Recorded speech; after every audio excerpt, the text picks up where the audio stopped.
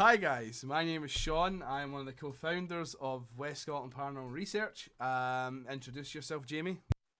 And yeah, I'm Jamie, and I'm on the social media team, try to get some good, solid evidence out there in the world.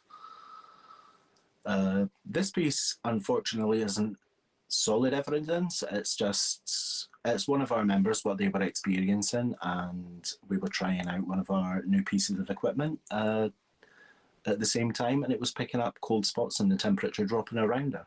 We had a guest with us that was a staff member at the location, and in their words, over the year or so of working there, they've never experienced anything like this, but they then experienced a similar thing when we left the balcony area and went down onto the floor, which you can kind of see where that light is at the door. That's the ground level. Um, Zara, the staff member, and Kirsty all then experienced the same cold spots. And just to add to it, the windows are sealed by like some sort of like polyfiller kind of thing that seals all the windows up. They're not openable. The curtains were completely drawn, closed, and the it was hot summer weather, so there's no major drafts or anything like that for people to be experiencing this. What's your opinion, Jamie? I think we might discover a bit more given if we had a bit more time to actually settle into the place and explore it. First one of the new decade, no? Yeah, and as a location, it's somewhere that we've never done before. Me personally, I'm always looking for audio and visual confirmation of stuff, Yeah. and there just wasn't anything. No. I would personally need exorcist activity, kind books flying off the shelves in my own living room so I know that it can't be rigged before I will actually believe and say, yes, there is a ghost. So we want to go and double check with the museum to see if there's anything that kind of ties in, because we were getting things like fire marshal. The building in the 1820s, if I'm correct, it was built in like 1823, and then I think by 1828 it had went on fire and had to get demolished and rebuilt, and they rebuilt the town hall to the same similar schematic as the original, but the tower is much higher this time. So Mhm.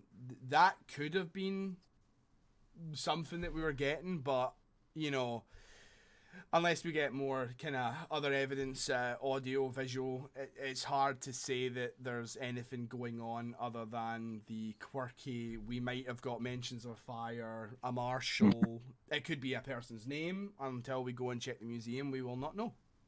Yeah.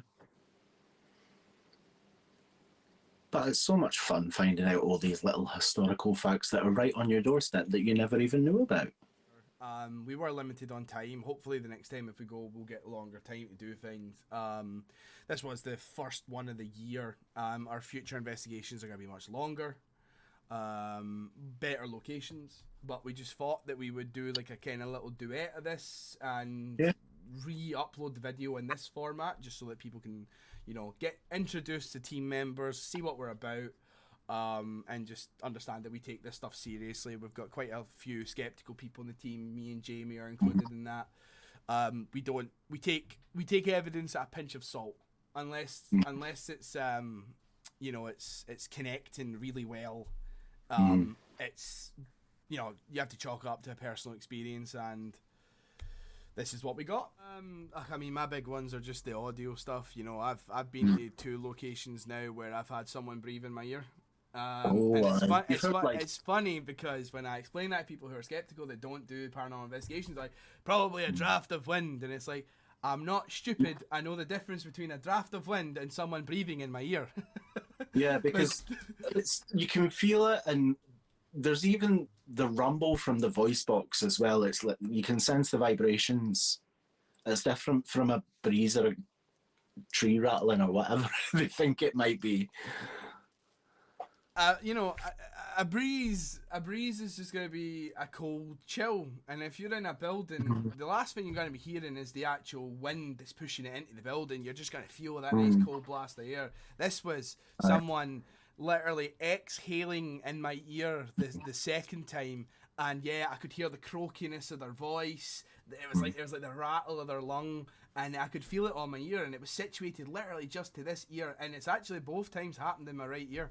And people were just like, nah, it must have been a draft, and I'm like, yes, it was a draft. I'm completely unaware of what a human breathing in my ear sounds like. And then this breath of some dead guy from God knows when.